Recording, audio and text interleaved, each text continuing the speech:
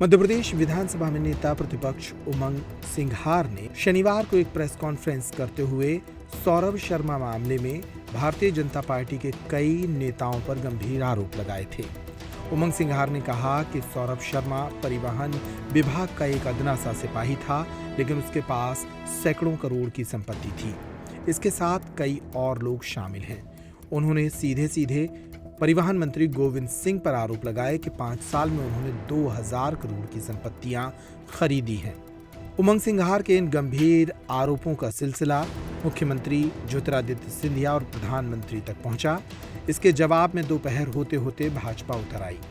भाजपा के मीडिया प्रवक्ता आशीष अग्रवाल ने उमंग सिंघार के तमाम आरोपों के जवाब कुछ इस तरह दिए। तो स्वागत कर दूं आप लोगों का। चलो, स्वागत तो स्थायी है।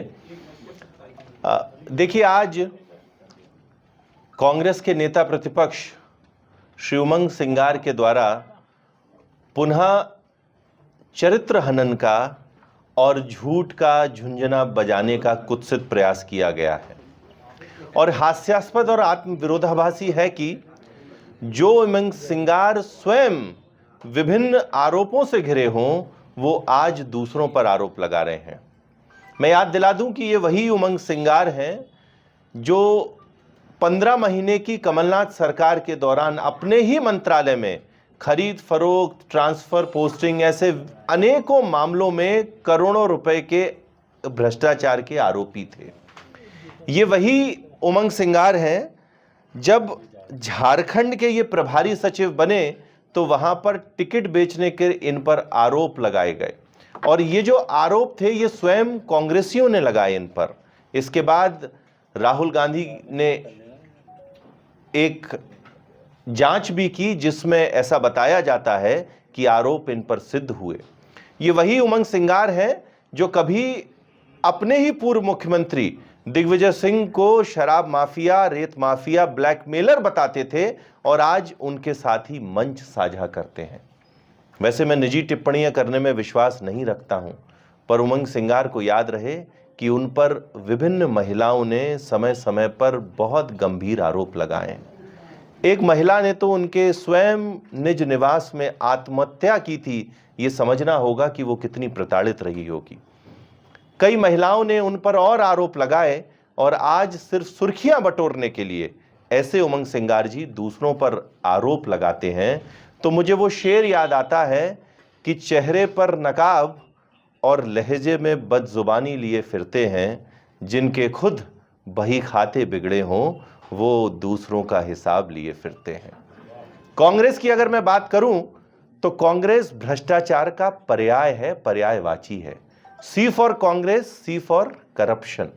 और कांग्रेस के प्रथम परिवार के जो जितने जी हैं, राहुल जी, सोनिया जी, प्रियंका जी और जीजा जी, ये सभी विभिन्न गंभीर भ्रष्टाचार के मामलों में या तो अदालत से जमानत पर रिहा है या रोज ईडी और यूडब्ल्यू के चक्कर लगाते हैं। ऐसी कांग्रेस आज भारतीय जनता पार्टी को, जिसकी जीरो टॉलरेंस की पॉलिसी है, भ्रष्टाचार को रोकने के पाठ पढ़ाती है। कांग्रेस को याद रहे कि इस समय देश में मोदी जी के नेतृत्व में भाजपा की सरकार है और प्रदेश में डॉक्टर मोहन यादव जी के नेतृत्व में भाजपा की ही सरकार है, और ये जितनी एजेंसी कार्रवाई कर रही हैं ये भारतीय जनता पार्टी की जो जीरो टॉलरेंस की पॉलिसी है उसके आधार पर ही कर रही हैं। कांग्रेस को तो आज इस बात का डर है कि जो कमलनाथ सरकार के समय भ्रष्टाचार होता था, ये कहीं जांच कांग्रेस तक नहीं पहुंच जाए। अगर कांग्रेसियों के पास सही में कोई आरोप है, कोई तथ्य हैं, कोई तर्क हैं, तो मैं बताना चाहता हूं कि जांच एजेंसियों को उन्हें सौंपना चाहिए। कांग्रेसियों के पास तो इतने बड़े बड़े नेता हैं, जो वकील हैं, वो अदालत का भी दरवाजा खटखटा सकते हैं, पर सिर्फ और सिर्फ राजनीतिक शिगुफेबाजी के लिए, सुर्खियां बटोरने के लिए उमंग सिंघार और जीतू पटवारी जैसे नेता आपस में ही लड़े हुए हैं। कोई कभी बाइट देता है, कोई कभी पत्रकार वार्ता करता है और नया कुछ नहीं होता। मैं बताना चाहता हूं कि दोनों जांच एजेंसियां बहुत गंभीरता से जितने भी भ्रष्टाचार के विषय उस पर कार्रवाई कर रही हैं। किसी व्यक्ति को भारतीय जनता पार्टी की सरकार के समय नहीं छोड़ा जाएगा। पर कांग्रेसी इस तरह की सस्ती लोकप्रियता से बचने का प्रयास करें। और ये देश बाबा साहब के संविधान से चलता है, कांग्रेस के प्रथम परिवार के निवास से लिखी हुई किसी किताब से नहीं। इसलिए संविधान में जो जांच एजेंसियां हैं, जो न्याय प्रक्रिया है, कांग्रेस अगर कुछ उसमें सौंपना चाहती है तो सौंपे, नहीं तो स्वयं अपने आप को सुर्खियों में लाने के लिए ये जो बयानबाजी की जा रही है, ये निंदनीय है। मैं पुनः बताना चाहता हूं, जीरो टॉलरेंस की नीति पर सरकार चल रही है, किसी को नहीं रोका जाएगा। अब कांग्रेस के द्वारा जो आरोप लगाए गए हैं, बहुत डिटेल में तो नहीं जाऊंगा, पर मैं सिर्फ एक छोटी सी बात से बताता हूं कि कितनी आत्मविरोधाभासी आरोप कांग्रेस लगाती है। कांग्रेस की जो दस्तावेज दिया गया है उसमें एक जो नाम आता है वो स्वयं एक कांग्रेस के नेता का है, और हास्यास्पद है कि उमंग सिंघार उस पर आरोप लगा रहे हैं।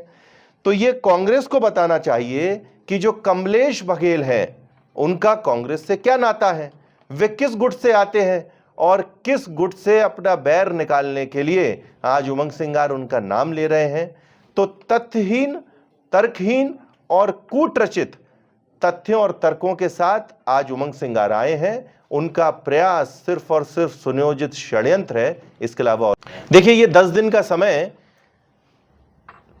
उमंग सिंघार ने दिग्विजय सिंह को भी कभी दिया था, जब उन्हें स्वयं रेत माफिया, शराब माफिया, ब्लैकमेलर, पर्दे के पीछे सरकार चलाने वाला बताया था। तो ये वही उमंग सिंघार है जो आज 10 दिन की बात कर रहे हैं। जो उमंग सिंघार अपने पूर्व मुख्यमंत्री नेता को अपने मंत्री रहते हुए आरोप लगाते हैं, फिर कोई कार्रवाई भी नहीं करते हैं, उनसे आज विपक्ष में रहते हुए क्या उम्मीद की जा सकती है। पूर्णतः असत्य और झूठे दस्तावेज हैं। मैं पुनः दोहराता हूं कि अगर उनमें जरा सी भी सत्यता है तो क्यों नहीं आधिकारिक तरीके से वे जांच एजेंसियों को सौंपते हैं। क्या कांग्रेस अब इस देश में नई व्यवस्था चलाना चाहती है जो कांग्रेस के प्रथम परिवार द्वारा लिखी गई किताब से चलेगा? यह देश बाबा साहब के संविधान से चलता है।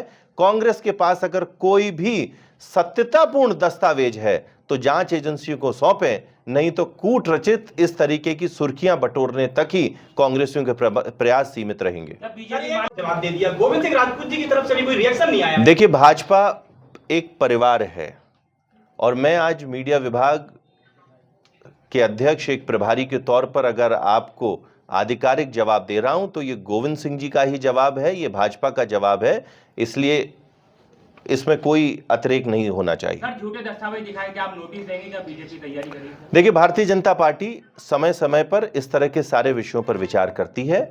आज तो बर्डन ऑफ प्रूफ कांग्रेस पर है। हमने जितनी भी बातें की हैं, कांग्रेस क्यों नहीं इन दस्तावेजों को लेके आधिकारिक रूप से न्याय सम्मत तरीके से दस्तावेजों को देती है, उसकी प्राप्ति ले, उसके बाद उसकी कार्रवाई को अनुसरण करे। कांग्रेस सुर्खियां क्यों बटोरना चाहती है, ये जवाब स्वयं कांग्रेसियों को देना चाहिए।